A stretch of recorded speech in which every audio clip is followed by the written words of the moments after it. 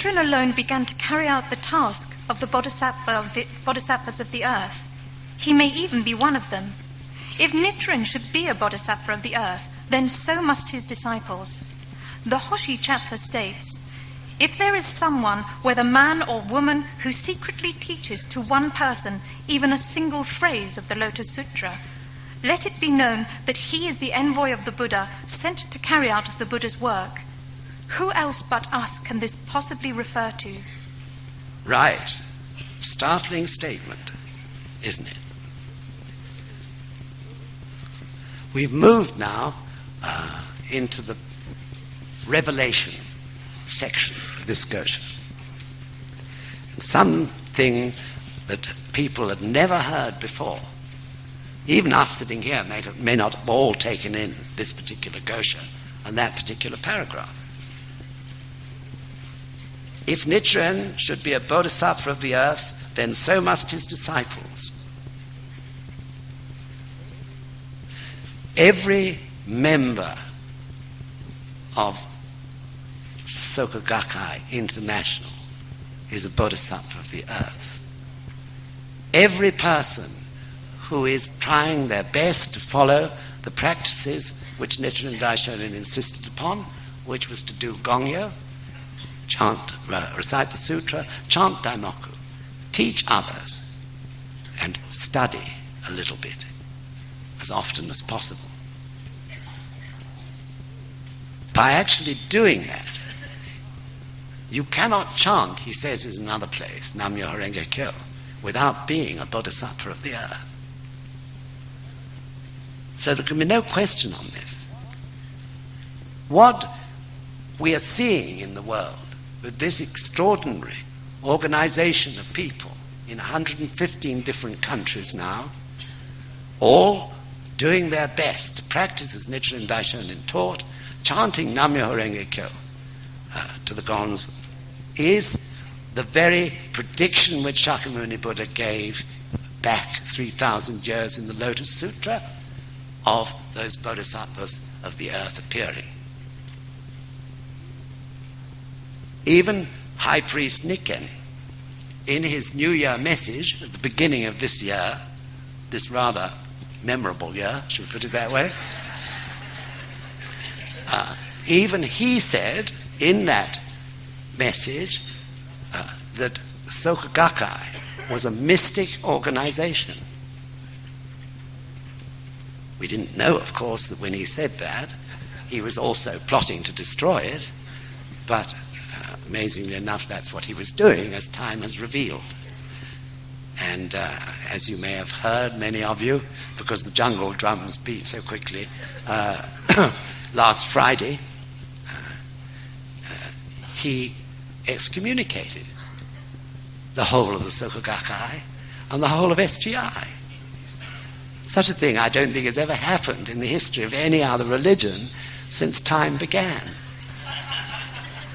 20 million or so people. I mean, it is so extraordinary, isn't it? It doesn't make sense. It can't make sense.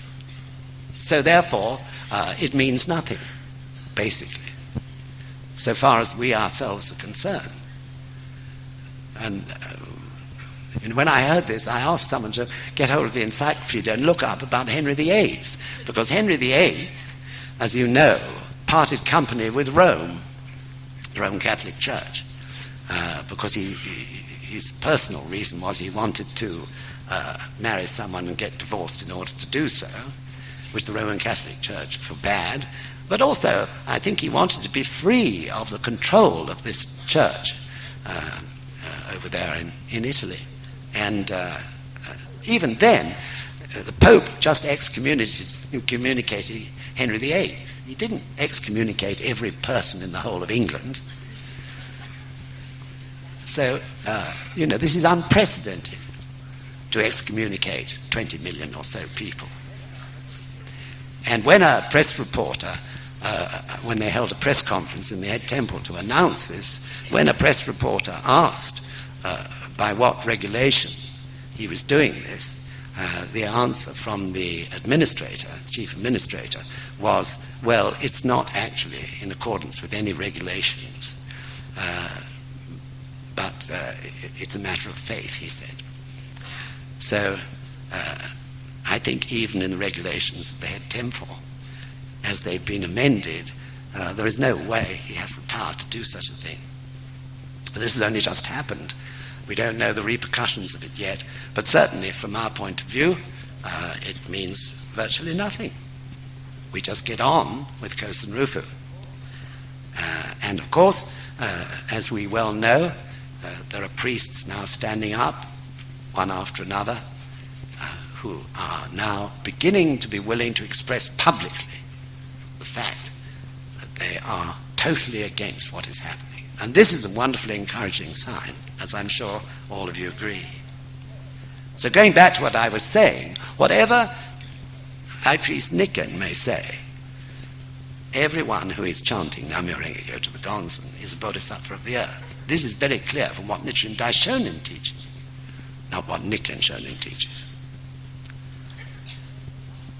So interestingly enough, for the last 10 years or so, since the last outbreak of a problem with the priesthood, they have required us to call ourselves followers of the bodhisattvas of the earth. Probably you've noticed that phrase in a number of publications. Well, that was one of the concessions that had to be made in order to get things back on an even keel 10 years ago by the Soka Gakkai to establish some sort of a more peaceful situation. But they have insisted since that time that we're followers of the bodhisattvas of the earth, not bodhisattvas of the earth. So presumably the priesthood felt that they were the bodhisattvas of the earth. But on the other hand, it's very unlikely that there are going to be ever as many as the grains of sands of 10,000 Ganges rivers. But that is what they insisted on us doing. And it grated me to have to write this, but we did it for the sake of keeping the peace. So it's very important we understand that this mystic organization, as Nikken himself called it, which appeared in 1930 under the direction of Mr. Makiguchi, the first president, was the beginning of all that is happening in terms of the problem with the priesthood today. Suddenly, out of nowhere, through Mr. Makiguchi and his assistant, Mr. Toda, these very pure people began to practice. And they grew and grew. Of course, the time was right, the end of World War II, when there was terrible suffering in Japan.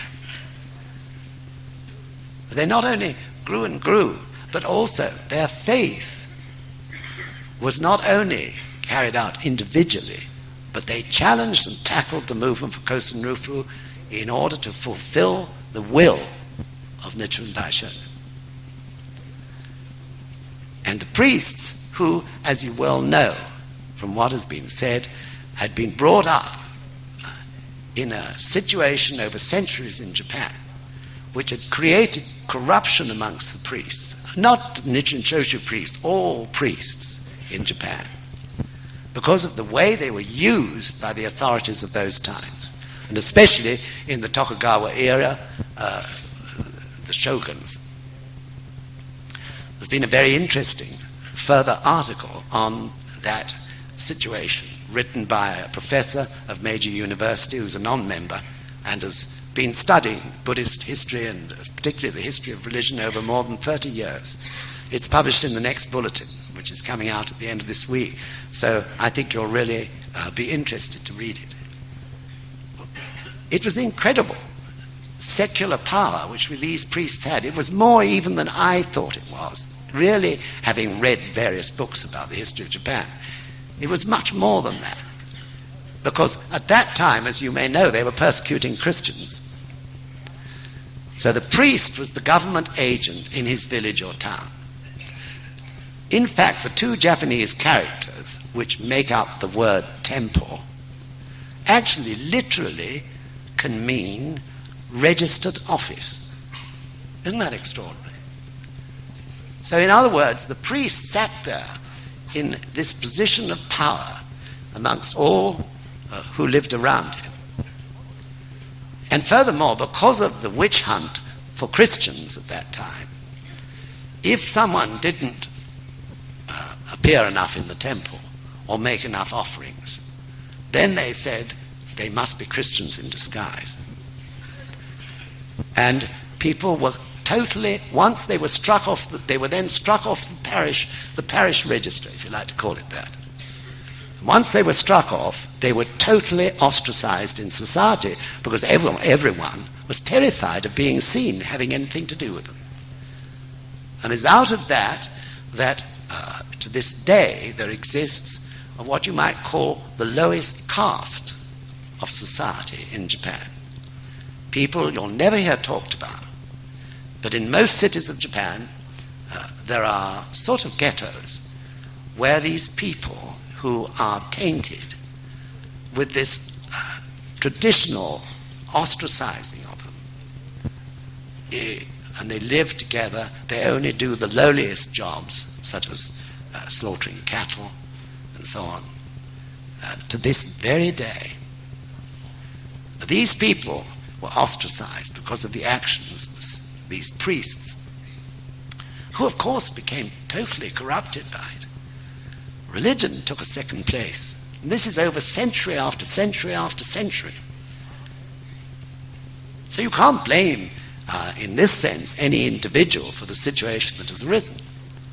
But this old professor, I was so moved by what he said, because he ends his paper, which is very well-written sort of thesis, and he ends by saying, viewed from a long historical perspective, this problem, that's the issue with the priesthood in Nichiren Shoshu, will serve to leave behind that part which is most pure and polished. Rather, if it does not, the entirety, meaning the entirety of Nichiren Shoshu, including all the teachings of the priests, will become defiled and stagnant. It is important, he says, that Soka Gakkai members view this situation as a detonator that will blast them towards even greater progress and advancement. While portions of the media are sensationalizing the issue, I hope the Soka Gakkai members will have the spirit to change this into a tailwind that propels them forward, and an excellent opportunity to do away with negative influences from the past. So he'd previously explained that he believes that what is happening will lead to a major religious revolution in Japan, when all these sad elements of it are at last eliminated. So,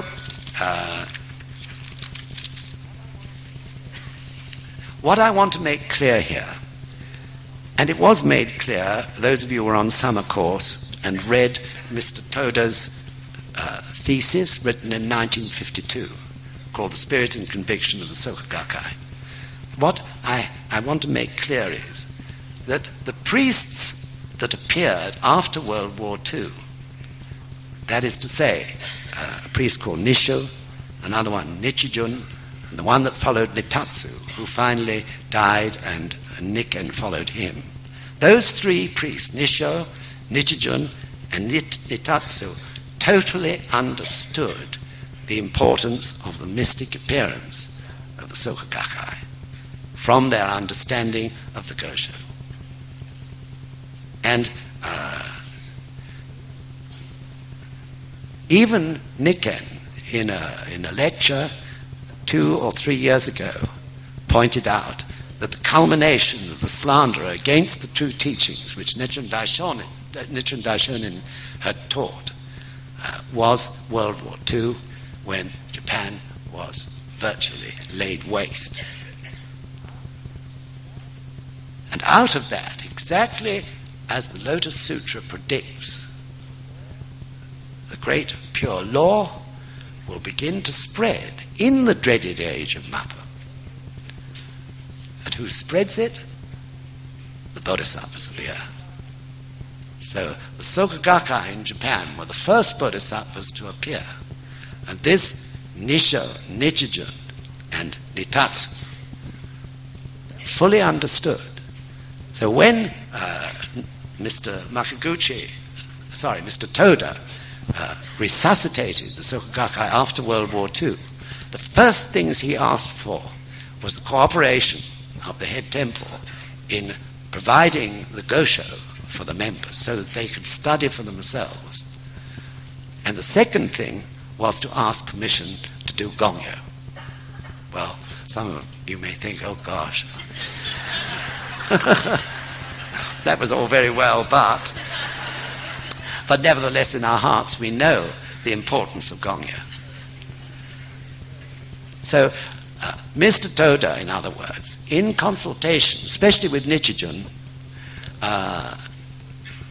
they understood, and through discussion and dialogue together, they equipped the members, the bodhisattvas of the earth, with what they needed in order to carry out their mission, which was, of course, to do their own, what we call human revolution, and to spread the teachings across the world. So this was an important point. In other words, I hear that members, some have felt guilty, that they had done something wrong.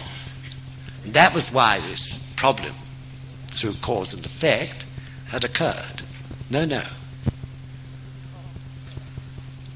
This problem occurred because of the appearance of the Soka Gakkai, of the bodhisattvas of the earth, in 1930, and came to a head first time in the beginning of World War II.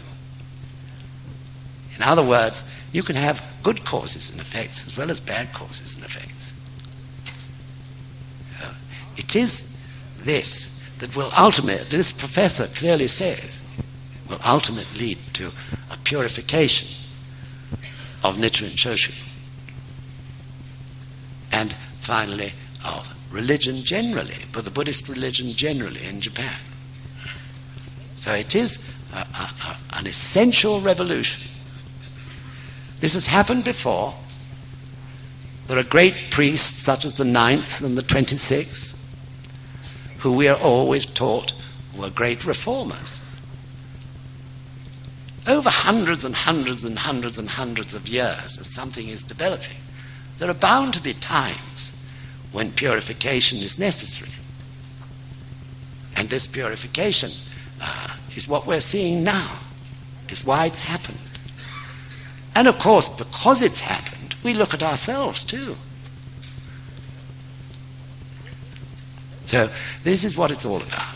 So that the will and testament of the Buddha, of Nichiren Daishonin, will continue to progress, which is the movement for Kosen Rufu. No one's guilty. This is our mission as bodhisattvas of the earth. And of course, even Shakyamuni said the age of Mappo is a time when the 3 poisons will be rife in this world. So this is important to grasp this view as related both in the Lotus Sutra and the Kosho. So we move on naturally from there to transmission. And if you... how many paragraphs ahead? 1 ahead, isn't it? Yes. No matter what. Yes. No matter what... Have you got it, all of you? Right, miss 1 paragraph. Okay. No matter what, maintain your faith as a votary of the Lotus Sutra and forever exert yourself as Nichiren's disciple. If you are of the same mind as Nichiren, you must be a bodhisattva of the earth.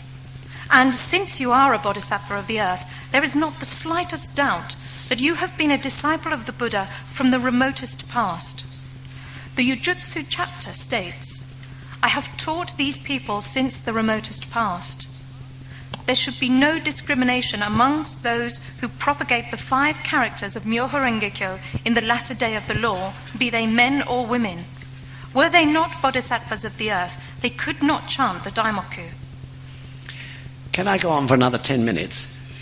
Is it okay? Really, I'm sorry. But the trouble with this lecture is that we keep on getting more news and it makes it longer all the time. So anyway, the important point, it's all important, that paragraph, but there you are, where it says, were they not bodhisattvas of the earth, they could not chant the Daimoku. It makes sense, doesn't it, in fact? So, this is the beginning of transmission. Revelation is completed, and he starts to teach Sarenbo. But of course, in teaching Sarenbo, so that he can be a useful person in the future of value for Kosen Rufu, he's also teaching us. So he repeats that we must be bodhisattvas of the earth. So High Priest Nikken has been discriminating. We can't get away from that fact. He has insisted that the priests are on a different level to the lay people. The truth is, of course, as Nichiren Daishonin taught it, that priests and laity are equal because they're all bodhisattvas of the earth. There's no such thing as superiority in any of Nichiren Daishonin's teachings.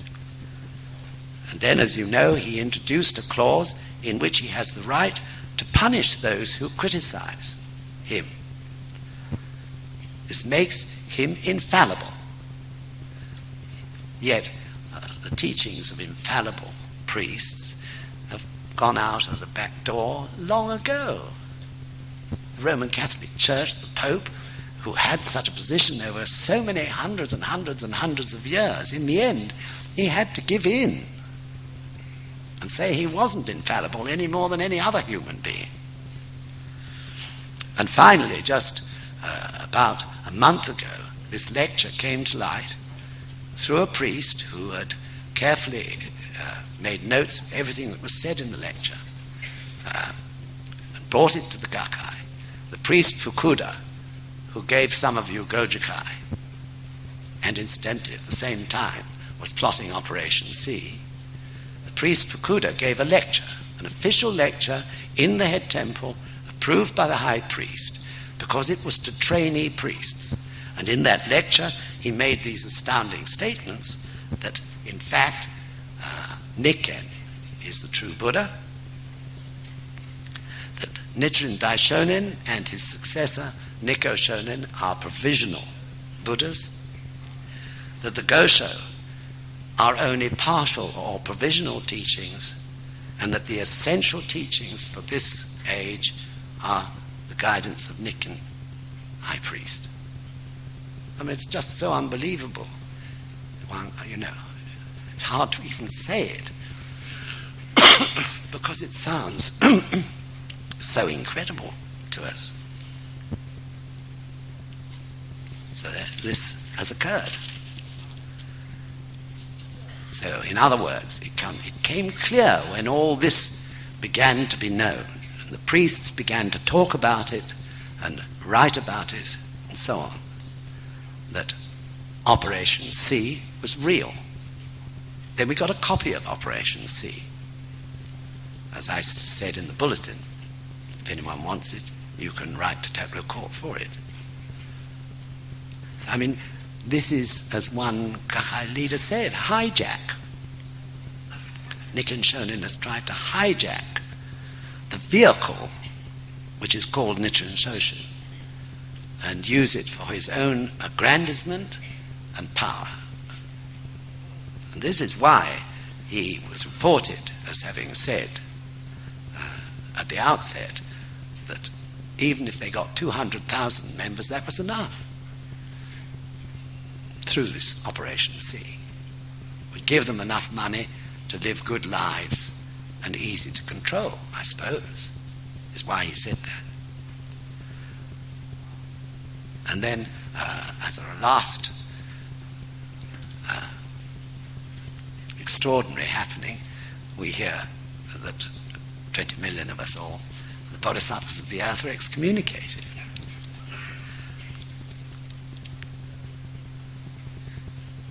So I feel, in the light of this, it's very important that any of us who can, and I still, of course, say to you, it's entirely up to you, but please sign that petition. Why am I anxious about this? It's because the priests are beginning to stand up, and they're standing up individually. It takes courage. They know they're going to, if Nichiren remained in power, they're going to be sacked. So it takes courage to do that. It must cause great alarm amongst their families because they would lose their livelihood. But nevertheless, one by one, they're just beginning now to stand up. Or they're sending encouraging letters saying, we'll stand up when we feel the time is right, and so on. So, in a sense, the petition is a way we can individually stand up and show that we support them. The whole aim of the Soka Gakkai has always, from the very time of Mr. Makiguchi onwards, been to protect the priesthood. That aim remains, totally. So now one can hope that a sort of revolutionized priesthood will eventually appear out of the mess that everything's in at the moment. And with that new outlook amongst the priests, following the teachings of the Gosha about the qualities which they should have, and which many of you have heard me repeat a lot recently, to be people of small desires, who are satisfied or content with what they have. So I'm convinced, gradually we shall see this happening. How it'll work out, we don't know. That's up to the Gonzo. But it will happen. Meanwhile, as we've said from the beginning, we must get on with Kosen Rufu, no matter what.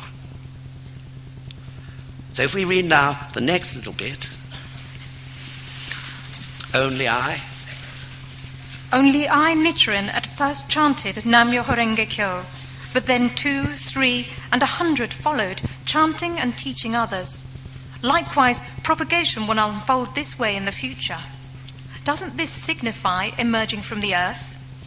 At the time of Kosen Rufu, the entire Japanese nation will chant Nam-myoho Renge Kyo as surely as an arrow aimed at the earth cannot miss the target. So Nichiren Daishonin doesn't actually leave us out. He only talks about Japan here. But a little later in the same Gosho, he says, Shakyamuni Buddha and Taho Buddha left Myoho Renge Kyo for the Japanese and all the people in the future.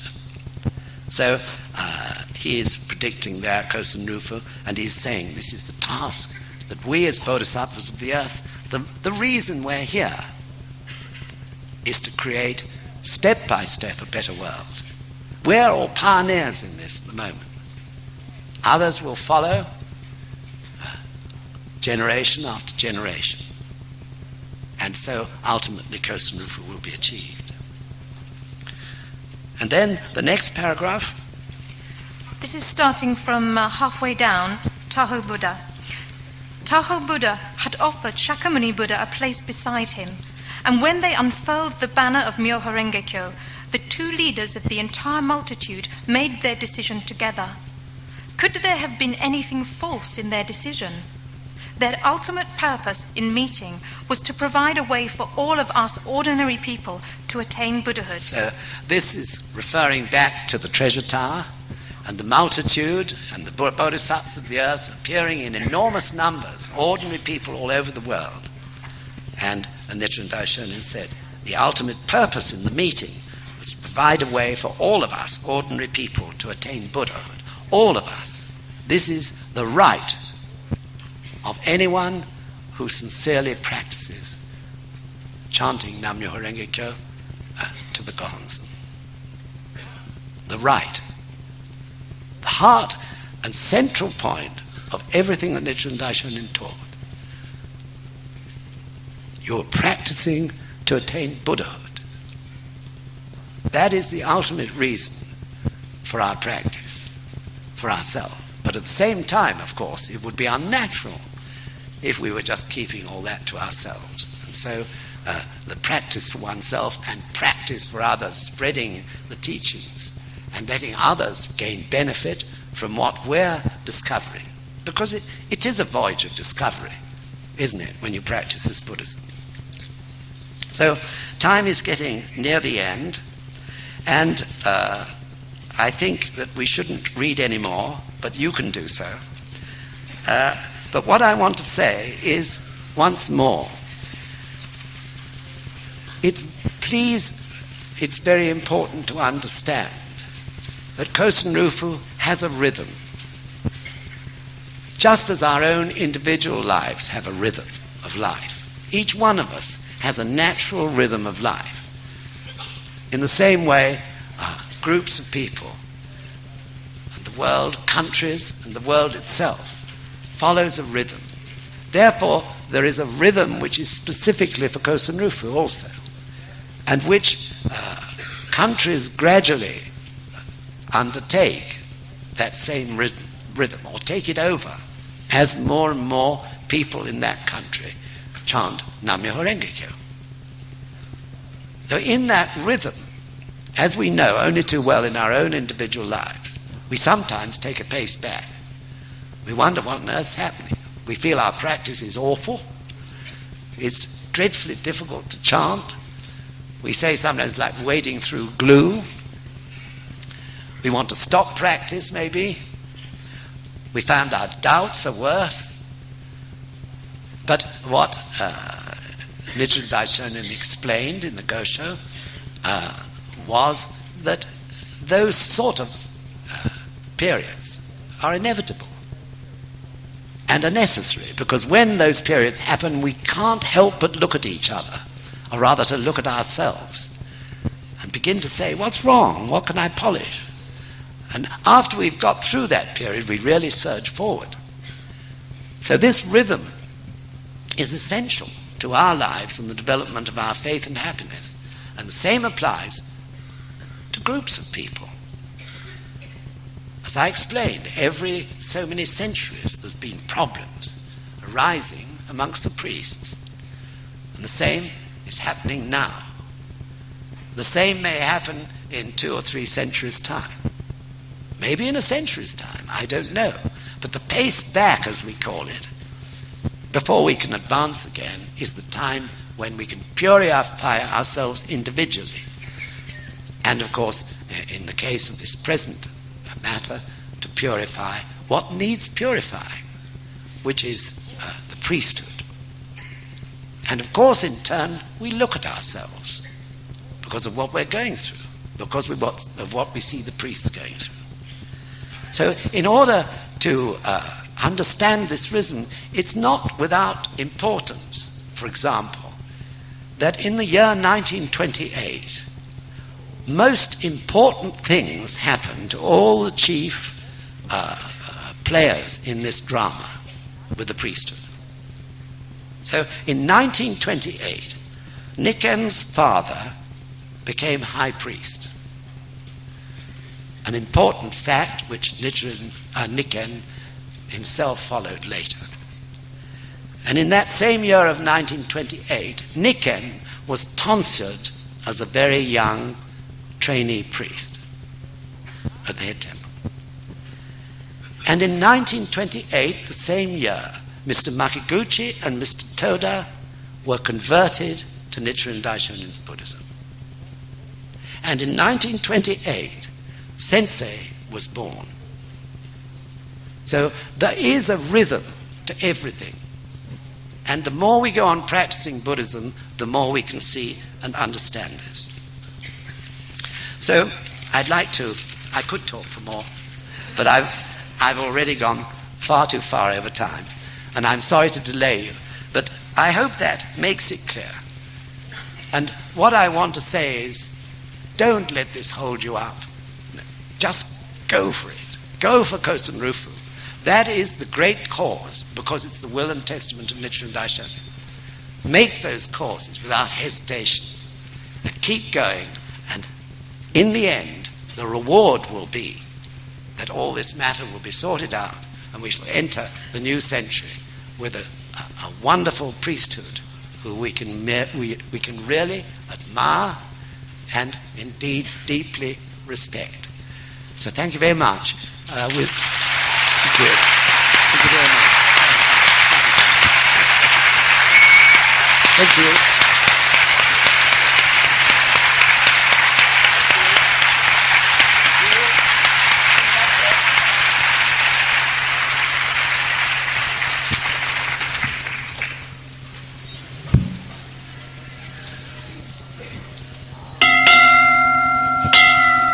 Nam yo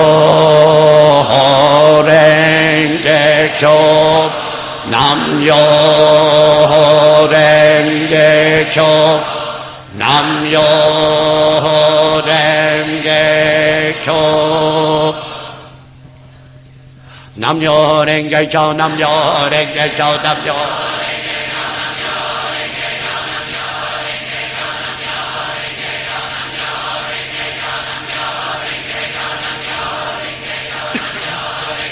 Nam yo renge kyo, Nam yo renge kyo, Nam yo renge kyo, Nam yo renge kyo. Thank you very much.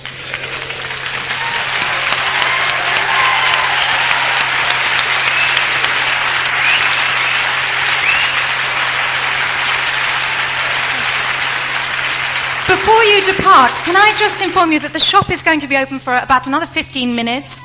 There are copies of the petition out in the foyer. If you didn't receive one, please take one and return it to Taplow Court. And there is also an opportunity to purchase tickets for the NSUK Classical Concert, and they are also on sale in the foyer. Thank you very much. Have a safe journey home.